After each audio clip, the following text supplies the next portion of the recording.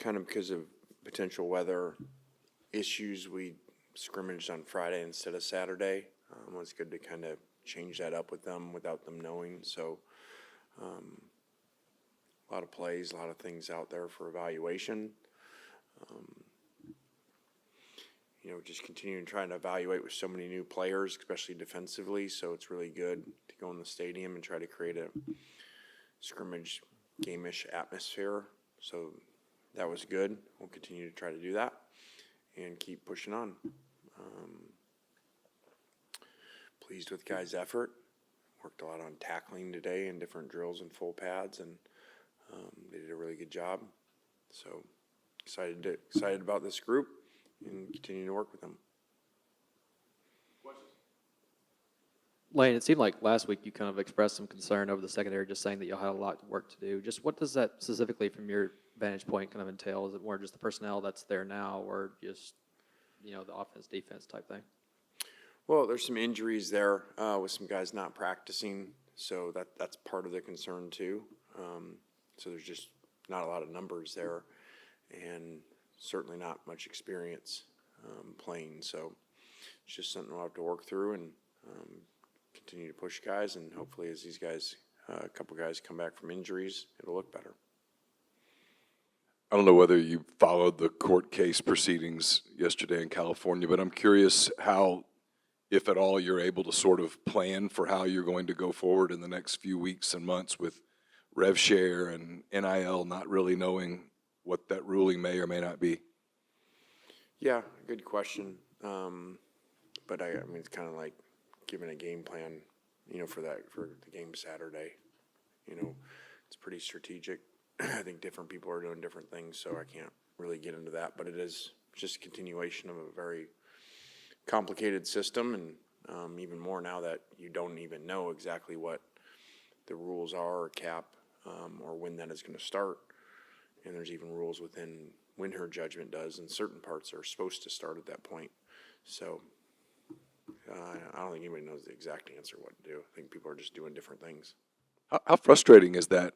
I mean, obviously, I'm not asking you to give away your strategy, but there's a chance that your strategy could end up being wrong, obviously, because you're operating in the dark. How frustrating is that, knowing that things could change dramatically? Yeah, there's a bunch of different options of how to do this that different people are, and there's some risk in there too. So yeah, it's really not ideal, but it is what it is, and it's very complicated actually. The answers within there of what to do, and then if it does or doesn't go through, and which parts do, and potentially people could be in really tough situations if they choose A or B of those options, and then it doesn't go through. With how you like to try to balance things in spring with roster retention and having to re-recruit with that portal opening at the end of April, but with so much kind of uncertainty and new faces, are you accomplishing or on schedule with what you're wanting to see from the team this spring? Yeah, we're seeing a lot. There's some injuries that I wish we'd have some better evals on, including a couple new guys that haven't done anything. But again, there's so much unknown on that part of, the portal coming and the judgment, but just the portal alone, and you're always concerned of your own guys also. I think we are fortunate that a while back when that SEC rule was made, that was a really good decision, because I think all coaches are concerned this time of year of their own players, and that would obviously have really set up a bad system of eating their own, and not just eating their own, driving prices up. Kind of on that same vein with, the conversation that you've had with the defensive staff and with Centurion and TJ being out, just in what ways have y'all been able to kind of gauge, and what takeaways have you had with the linebacker room specifically?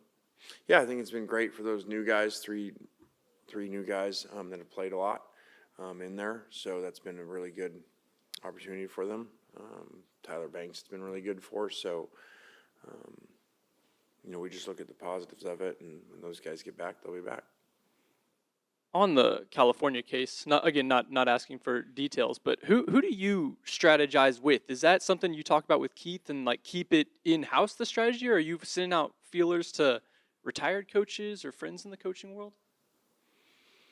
Yeah, retired coaches wouldn't be able to do much because there's no history of, dealing with this. So I've had conversation with other coaches. Just again, there's some strategy, and they're kind of like off-season studies and stuff where they're only going to give you so much.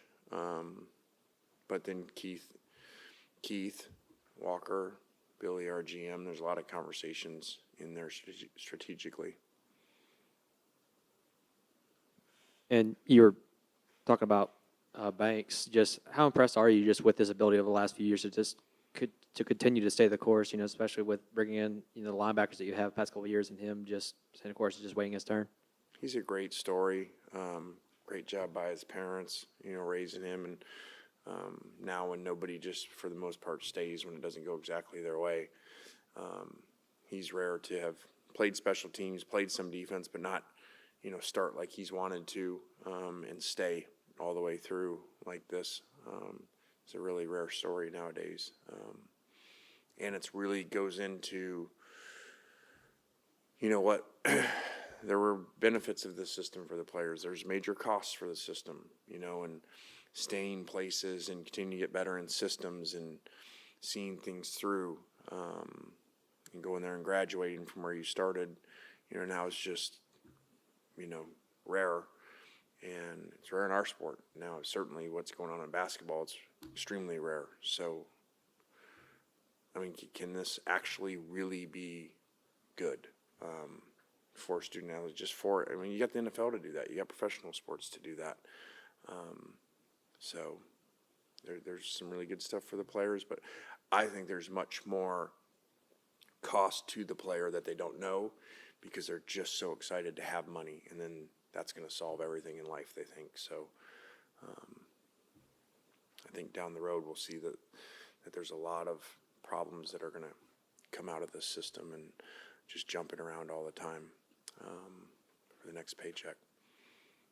Coach, with a lot of moving pieces in your running back room, how have you kind of evaluated what your backs have looked like so far, and as well with kind of Logan Diggs coming back kind of full time now? How have you saw what he's done good for this football team, or what he can make better for your running back room this year?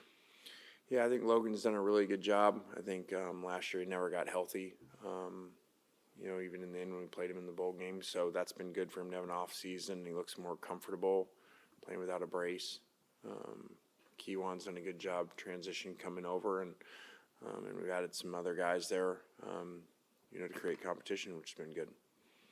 I think we're getting him here in a little bit, but Caleb Odom, just what have your impressions of him been since he got here? Yeah, made some really big plays today. Transition to being a full-time receiver. Still working on that and all the stuff that goes with that, and the splits and all the rules and releases. So I think he's done a great job.